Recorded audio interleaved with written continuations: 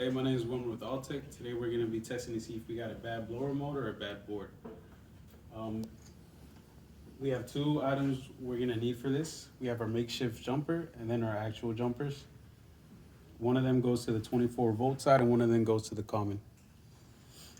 Before anything, please refer back to the schematics on the board. White being 3 and black being 4. Black being your 24 volts and white being your common.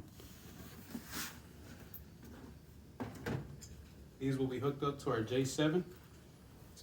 This Molex right here. Red going to black, and then orange going to white. And then we're gonna test it. Let's see. And our blower motor is turned on, so it's all good. Thank you guys.